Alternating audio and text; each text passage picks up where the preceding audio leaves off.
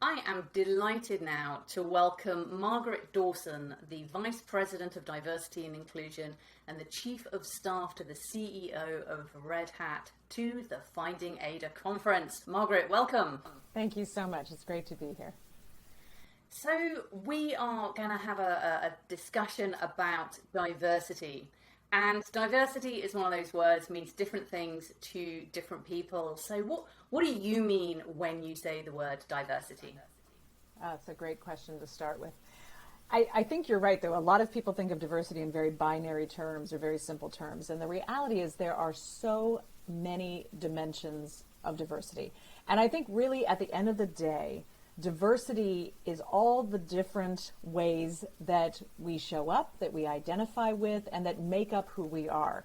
And it could be ethnicity, which is one that you typically hear, or gender, but it's also perspective and experience and style, way of working. It's so interesting when you put a group of people together, having those diverse perspectives and ways of approaching problem solving is what really drives better innovation. And what we've learned is that a lot of times that does come from diverse backgrounds or diverse ethnic or race or gender. So it does fit all together. But I really think of diversity as the amazing rainbow or, potpourri of what makes us people and makes us unique as individuals and how we bring that unique identity forward and are able to be authentic. Yes. You mentioned that diversity does result in more innovative solutions to problems. We have quite a lot of evidence that diversity is important to businesses. It makes them more profitable, it makes them more successful. And yet, there are still people who aren't taking diversity seriously. How do we persuade these people that diversity is a good thing and that they should take it seriously? That's the million-dollar question, right? And I think it's interesting because diversity has become so much more about race and ethnicity, I think. But for those of us that have been women in technology for a long time, this has been a battle that we've been fighting forever, right? I mean, the numbers have not moved much. And I think what it comes back to is a couple things. One is we love to talk about the D in diversity, right? And the different types of people we bring in. But the key to convincing people and moving people is really about the I as an experience in their life when they felt like an other or when they felt like an outsider. And if you can bring that forward, and this doesn't matter where they're from or what their gender is or what their identity is, everyone's had a moment in their life when they can relate to that. If you close your eyes right now and said, okay, when did I ever feel like I was the only one or I was an other in the room? And if you can bring that empathy, then they'll realize that what we have to change is that people need to be able to show up as themselves and feel safe, right? And feel included, feel a sense of belonging. Diversity follows that, right? And so I think part of the issue is that everyone's been so focused on the numbers, so to speak, and they haven't seen those change. And so they're not convinced that diversity works, right? Well, we've been trying to hire more women. We've been trying to hire more people of color, but it's not working. Well, it's not working because you haven't changed the environment. You haven't changed the culture. You haven't changed your inclusiveness. And so I think part of this whole debate or convincing people, if we need to do that, is showing the value of this inclusive environment where everyone feels safe to innovate. And the numbers are even stronger around that. I mean, Deloitte did this amazing research that showed innovation increases over 80% when you have those inclusive environments. And with that, people believe that diversity is welcome. So I really think it's hard to separate those two parts of the conversation. What do you think? Because I know you've thought about this a lot. Well, I think maybe we should start thinking about inclusion and diversity rather than diversity and inclusion. I know there are a lot of other acronyms coming together, people adding in other letters, B for belonging, for example. I think we shouldn't get too bogged down in trying to separate out every last little strand of nuance. I think we need to understand the nuance. But I definitely think that inclusion is so important to sort of driving diversity, as you said. But it's very much a case of looking at it in the round and thinking about, as you say, like, what role does empathy play? What role was role playing play? What does it feel like to be someone who is not included? And then how can we turn that around so that people can understand, okay, nobody likes to feel excluded. So this is what I individually need to do to make people feel like that they belong and that they're welcome. And I think it's really important that we don't just focus on the physical aspects of diversity. So it's really easy to focus on the things we can see, but especially in the technology industry, we have such a high level of neurodiverse people that are participants, because a lot of neurodiversity goes with very high IQs. And, I think that we sometimes assume someone has no diverse perspectives or diversity in them, and they may have a lot of diverse abilities, right? Whether that's neurodiversity or a physical disability. And so I think going back to that, like inclusion, you may think that, you're not being inclusive, but you've got to really look at all those aspects of diversity. And are you accommodating? Are you being accessible for all those different dimensions? Yeah, absolutely. I often talk about axes of diversity so that we understand that there are many aspects in each individual, and you're right, a lot of this is the invisible stuff. So we focus a lot on gender and race, and rightly so, but there's also class, socioeconomic background, neurodiversity, disability, LGBT. There are a wide variety of axes of diversity, many of which are very hard to see from the outside. And I think, it is really important to think about, and particularly with STEM, is looking at the class and also looking at how that changes internationally in different countries. Class in the UK is not the same as class in the US. It's a very different structure. So this comes down to actually to structures of oppression and how we can take action to dismantle those structures. Because the more that we focus on tackling the structures rather than focusing on one particular visible demographic, then the work benefits everybody, not just one group. I agree. Although I will say we need to sometimes focus on the most marginalized, because everyone will benefit. So I don't want to give the impression that we need to not see those diversity aspects, right? In fact, when we think about psychological safety, one of the things I talk about is that you do need to see the diversity, meaning acknowledge it. A lot of us were brought up to be told to be colorblind, so to speak, right? Like, don't see the different colors. But actually, that's the opposite. We need to see and champion and celebrate, all of the beautiful, diverse identities. But your point of, if you can't see them, you still have to be aware that they could exist and figure out how to support those people and make them safe as well. And I think with gender identity, this has become one of the more challenging areas that people really need to work on a lot, because there's just a lot of pain and trauma with those communities, as well as communities with people of color and other groups that have been traumatized and really discriminated and harassed for many, many centuries, if we're to be honest. So one of the points that has come up repeatedly is that it's really important for us to listen, for companies to listen, for us as individuals to listen. What does it mean to listen, and how do companies start listening? Yeah, a lot of times we have this bias for action because we feel so much pressure to do. And one of my early learnings in taking on this role is that there are many things you can do, but if you're acting too quickly and not kind of bringing everyone along with you and taking time to co-create, and that comes from listening. And listening can look a lot of different ways. I will tell you, I have a lot of just one-on-one meetings with people across the company. And I think part of it is being accessible, being open, letting people know your door is open, especially if you're in a DEI role, right? Your heart and your mind and your soul have to be completely open to hear feedback.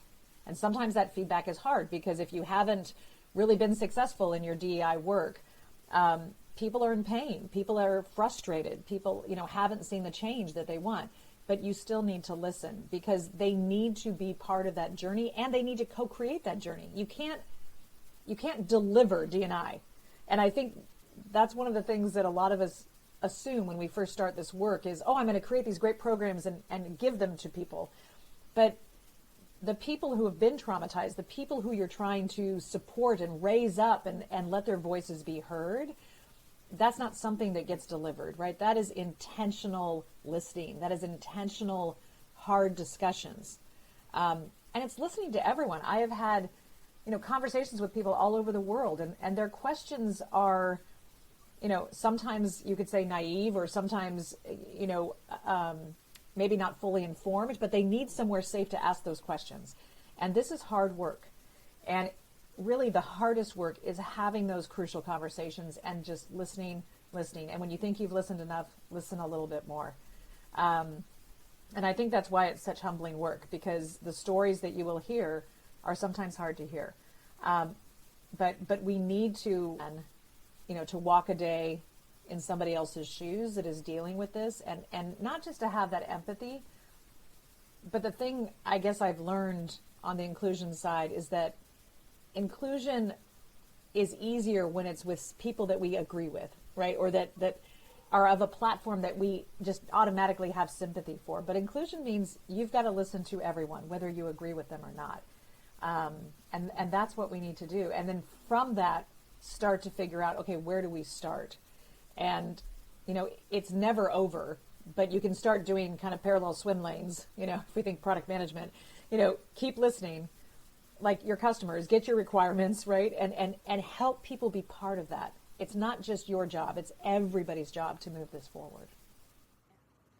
So I want to go back to co-creation, because there is this challenge where people who are in diverse groups, who are in minorities, are frequently asked to do the heavy lifting of their own campaigning. How do you co-create with diverse groups without forcing them to do all the work? It is, I think, a delicate balance. And some people do want to do the work, right? So you've got to allow people to raise their hands.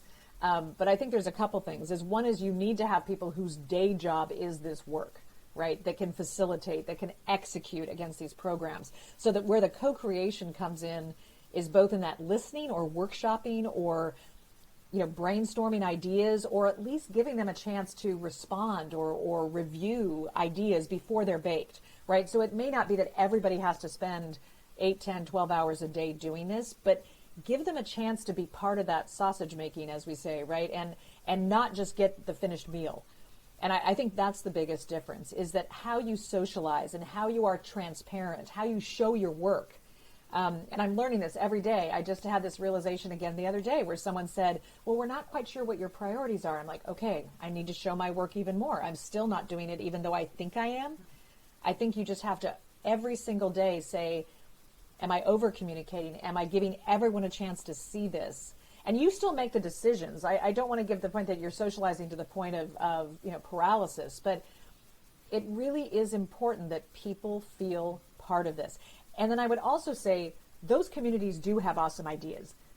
Oftentimes they know what needs to be done, and you need to be ready to listen and take those proposals, and you might need to just fund some of them. If they have something that's awesome, support it, champion it, be the sponsor of it and let it go.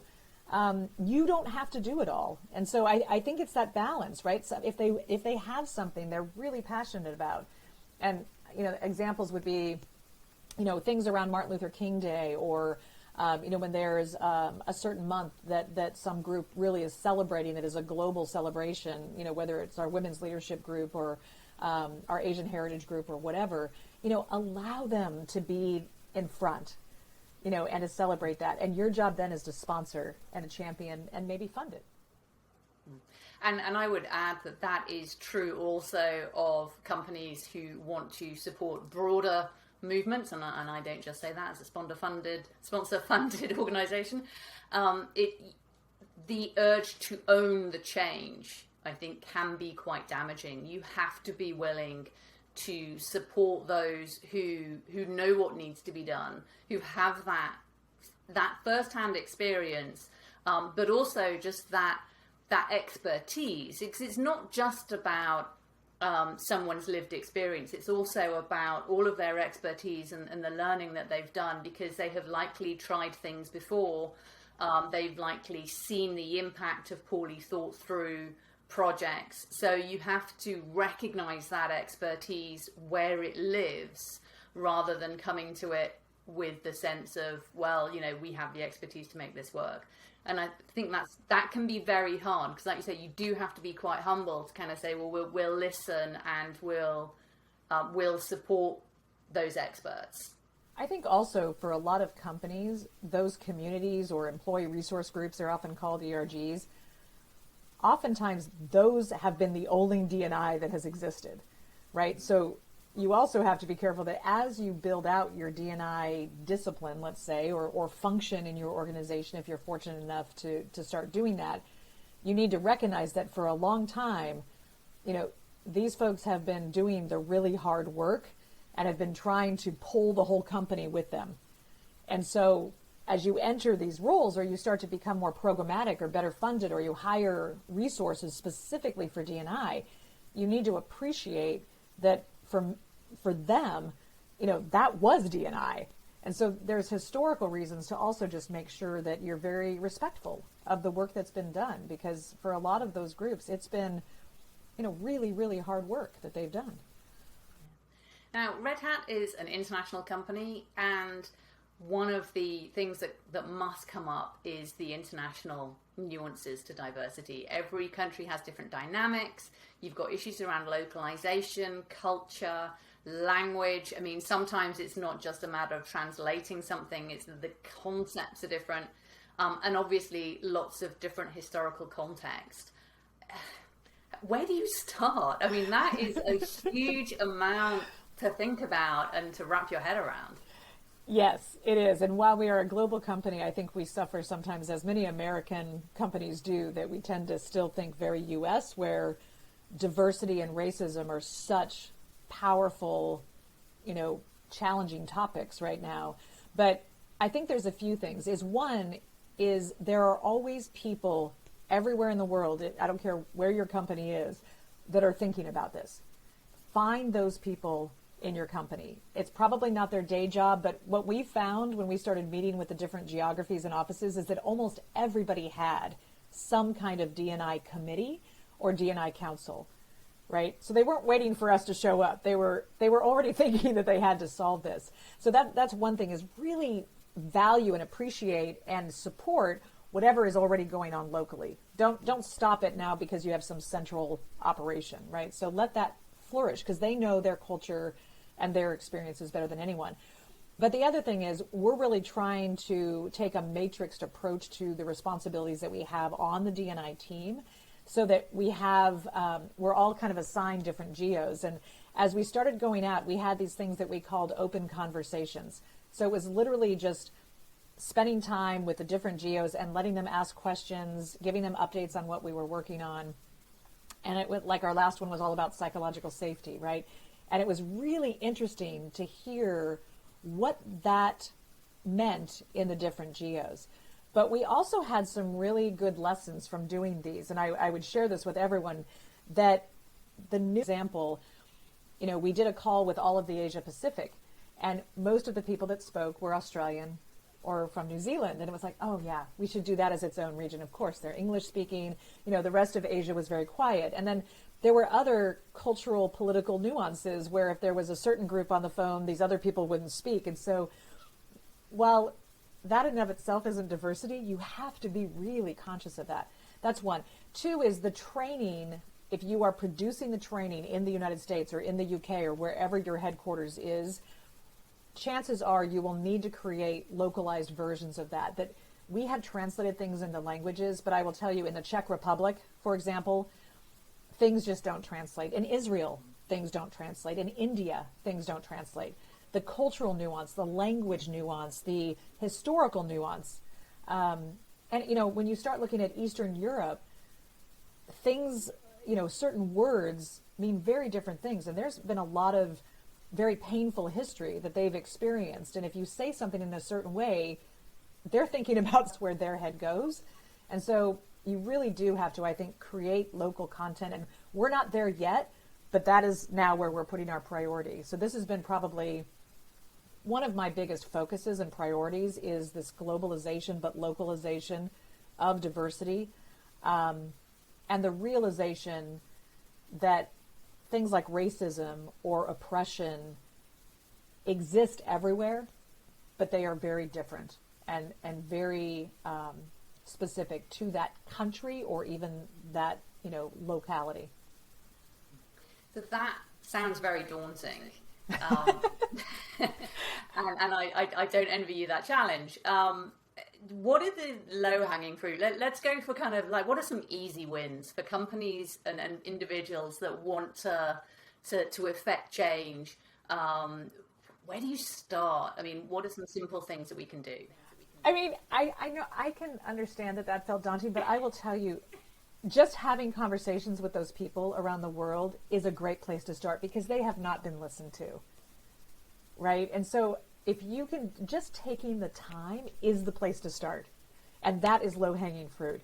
Just showing up and letting them know, I see you, I hear you, I want to help, I want to know what your greatest challenges are, what your greatest successes are with this, what's working, what's not working. That is where you start. And then I would say, honestly, the other place is accountability. You need to start with every one of your senior leaders being accountable for a couple things. One, their behavior. And two is signing up for something that they will commit to. It might just be training for their team, right? It might be more inclusive hiring practices. What are they willing to start with? And I will say, just lastly, the training piece, however simple that is, and it may be what we call micro learnings, like what is diversity? What is inclusion? And build those into those conversations where you're figuring out what the global, meanings are of those, and you can establish some standards that everyone understands. But I'm going to go back to your question about listening. That's where you start, full as maybe some action or something. But putting targets on a piece of paper or saying, we're going to increase something by 10%, that will only look great for a few months or maybe 1 year, because if you haven't done the hard work to listen and be inclusive, they're just going to leave again, right? Which is why we're not seeing a move in numbers. Yeah. And ultimately this comes back to the challenge that we're all facing, which is this is about cultural change, and changing culture takes a very long time, because it's not just about the culture of your individual company, it's about broader societal culture. It's about culture within families, within subgroups, within tribes. It's I see quite a lot of kind of tribal behavior where people kind of, pin their colors to a particular mast and don't necessarily think about how that has an impact on other marginalized groups. So there's sort of a splintering. We need to kind of like bring people back together, and we need to sort of recognize that, culture change is challenging, complex, and non-linear. How do you develop that culture internally, and how does the external culture influence what you're doing? This is something that we've been talking about a lot, because Red Hat has a very intentional culture. And it was born out of our open source development model. So when this culture shows up in its best, it is open, it is transparent, anyone can raise their hand, the best ideas come from anywhere, everyone collaborates, right? That's kind of the promise, let's call it. Yeah. What the reality is, because of some areas that are not inclusive or not safe, is that culture is not being experienced in the same way, right?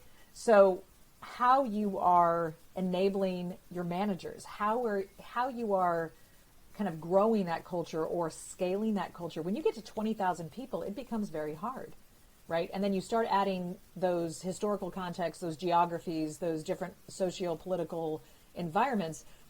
You still have to decide, okay, what is core to who we are as a company? And how do we hold that dear?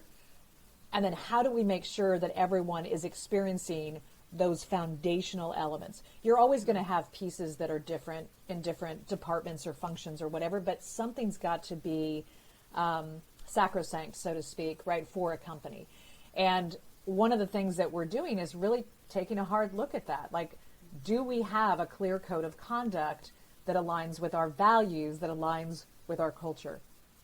And the answer is yes, but, right? Because you have it written in words, on paper, in some digital form, but are people living it? Are you training people? And importantly, I'm going to go back to accountability. Any culture or any change is only as good as the accountability that you hold people to around it. And I think that is the hardest part, right? Because that's the hard part. You're not just saying, we all agree to behave in a certain way. We all agree to hold these things as most important. You know, we declare this as just vital and critical and foundational to who we are as a company and who we are as people. But without accountability, right, you need a carrot and a stick, right? So here's the promise, but people need to be penalized if they don't show up. And that is very hard, because that historically we have not done that as an industry, right? We allow people to behave badly if they are great performers. And so any cultural change has to go with the ability to hold people accountable. And I'm going to go back to leadership. This takes courageous leadership. Absolutely. We could continue, I think, for we could. a very long time, because this is such an interesting set of conversations.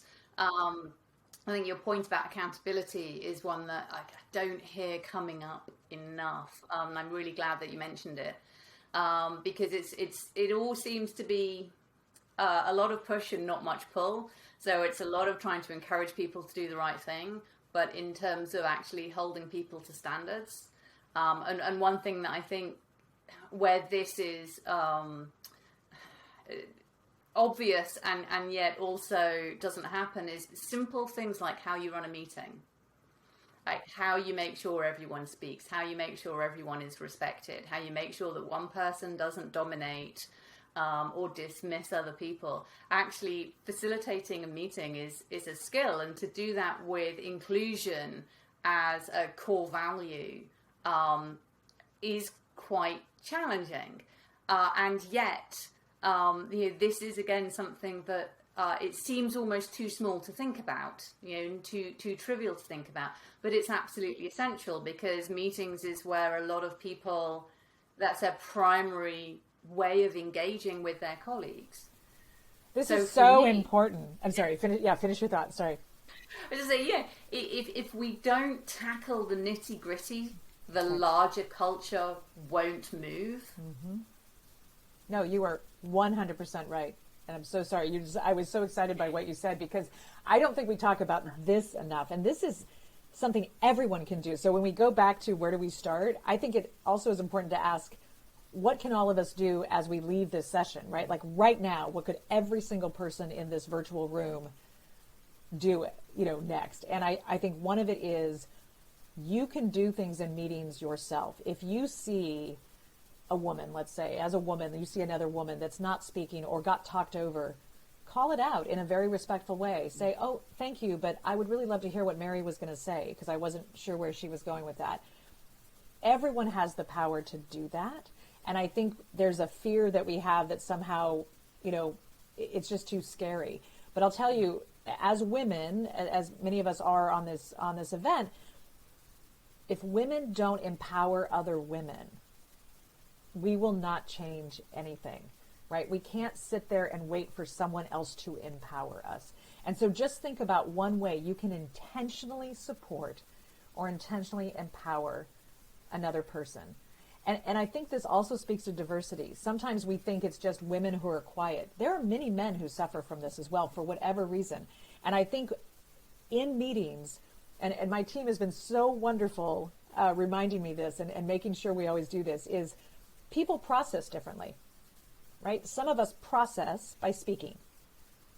Some of us need time to write something down, right? Or they even want to go back and listen to the recording of the meeting and then can give feedback. So are you being conscious of the different ways people need to consume or process information and giving everyone time to process so that when you have that meeting, everyone's prepared to participate, right?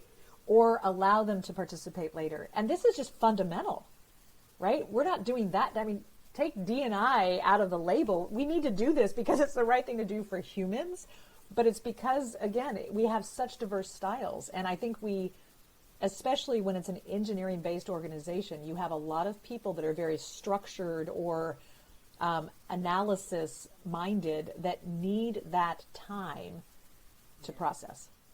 Yeah, absolutely. Absolutely. Well, that is a great place to pause. Margaret will be here for the live Q&A in just a moment. So thank you very much for this conversation, Margaret. I'm really looking forward to seeing what questions we have coming in from our audience. So we will be right back for the live Q&A. Thank you very much. Thank you, Sue.